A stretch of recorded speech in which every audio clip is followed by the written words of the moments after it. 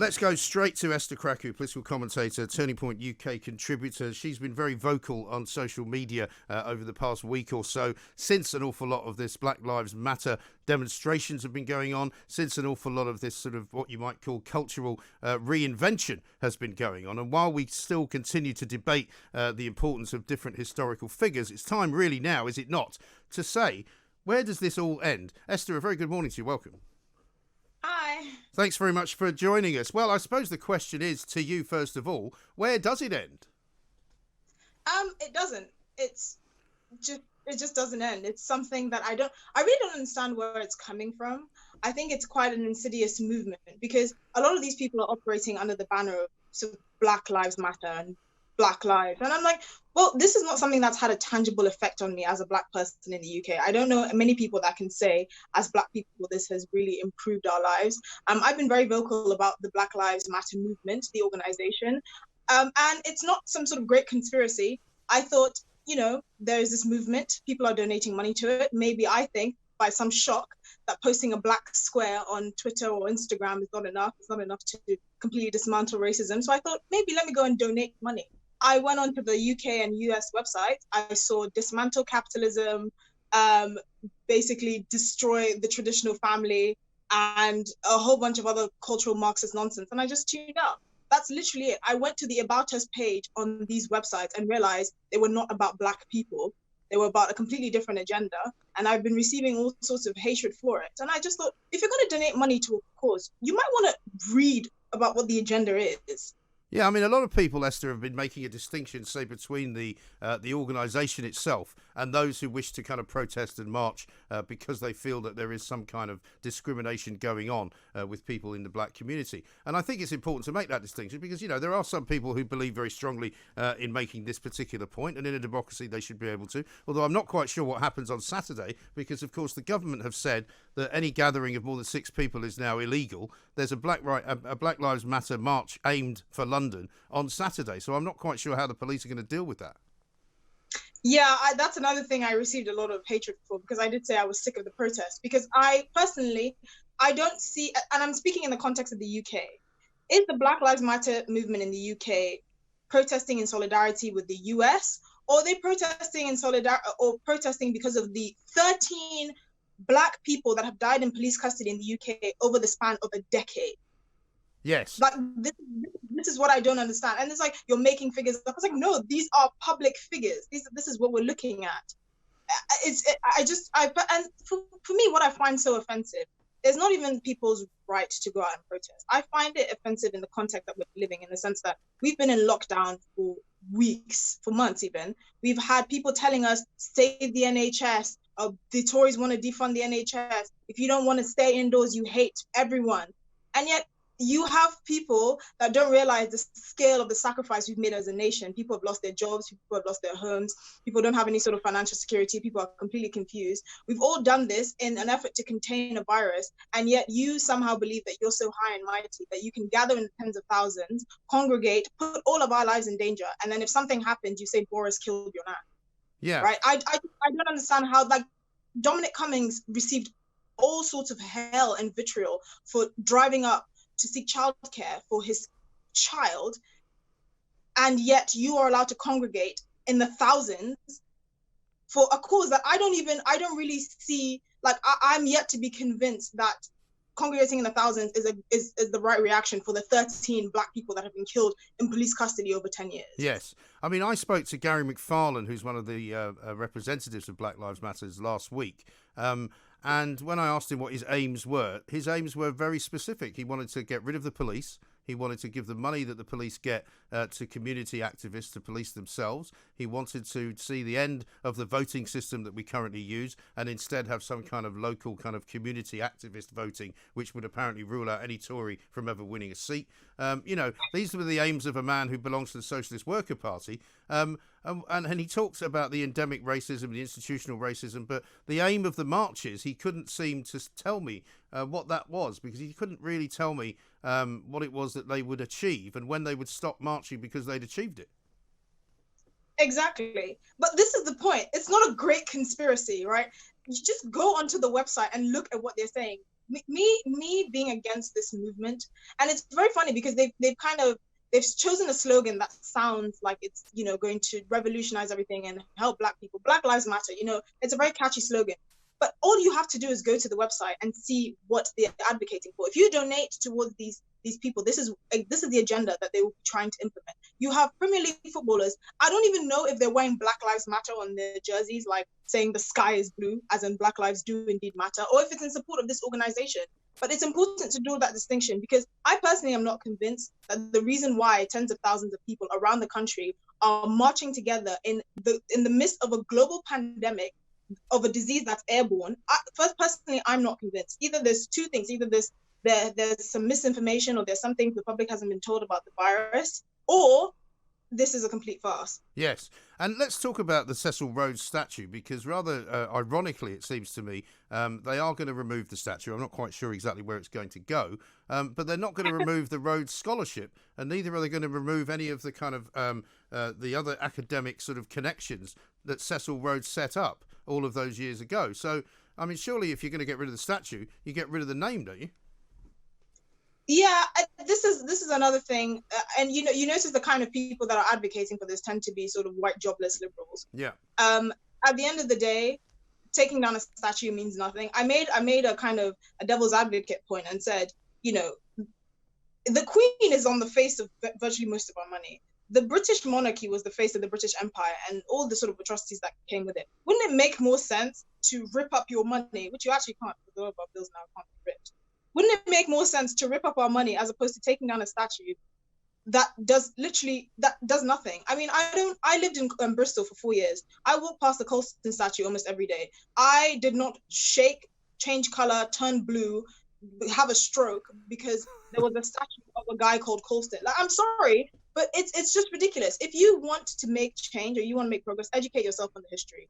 Don't attack British historical and cultural figures and say you're making a change and helping me as a Black person. Yes. I find it particularly offensive when it comes to white liberals, because the only kind of Black people or minority people that they seem to want to defend are the people that, you know, clap and cheer and bark like seals and thank them for the kindness of their service to Black people. Like, no, we all have independent opinions.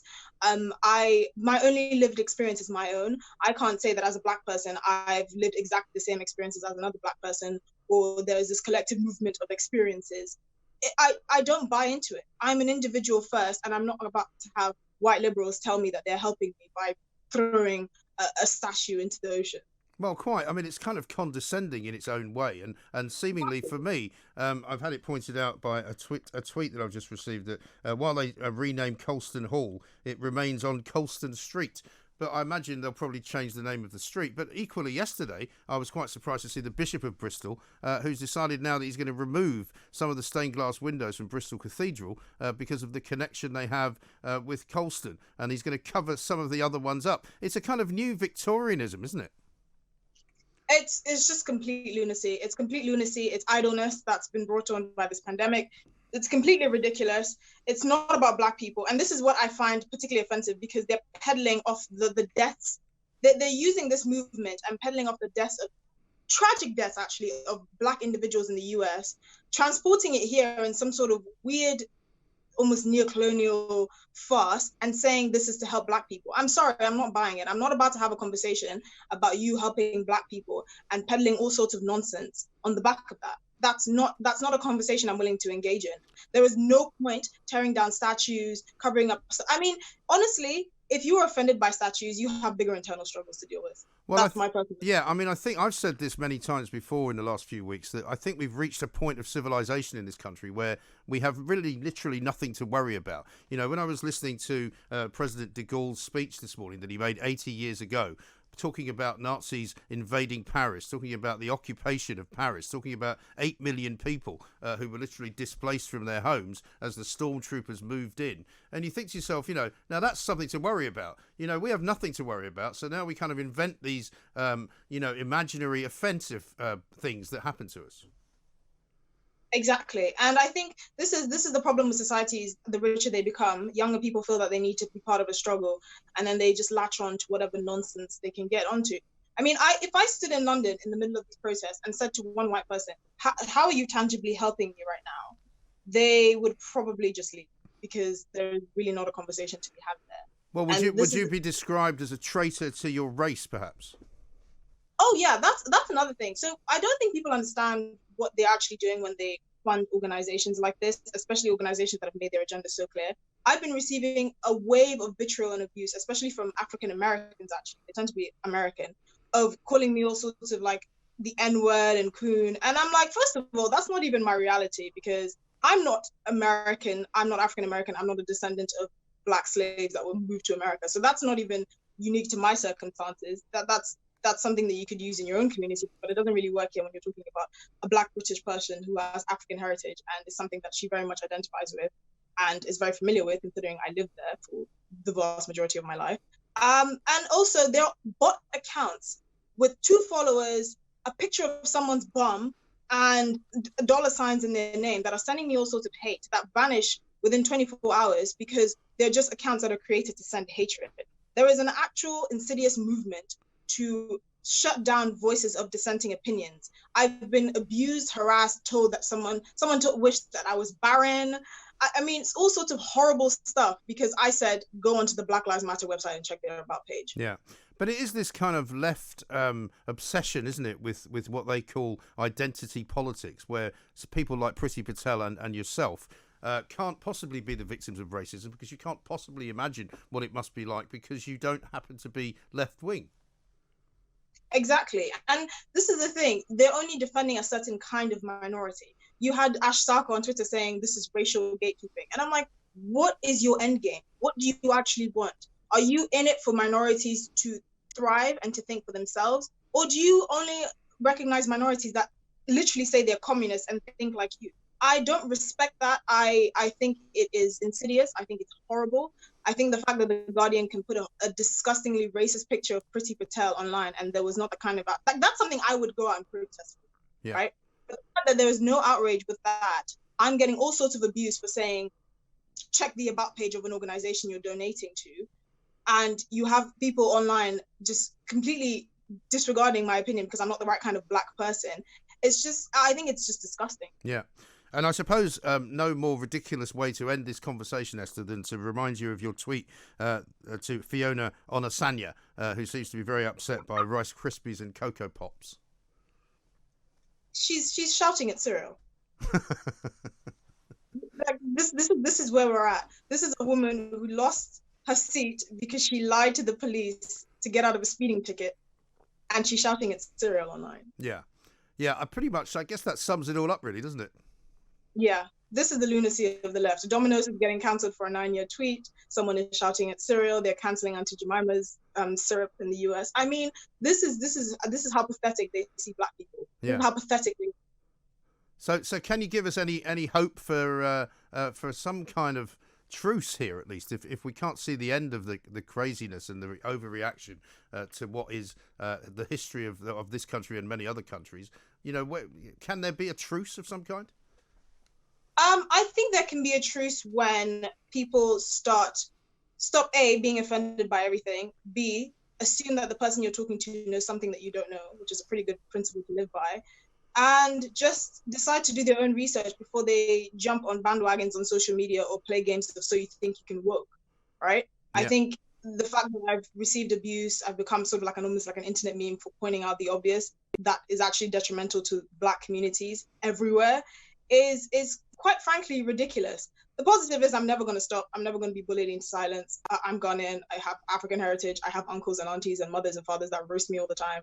I can take the worst bullets. I don't care. I'm not going to stop. I'm not going to sit by and see an organization that's peddling, dismantling capitalism and abolishing the police and using Black people to peddle that kind of nonsense into society. Absolutely not. Esther, a real pleasure talking to you. Thank you very much indeed. Esther Krakue there, who is, of course, with Turning Point UK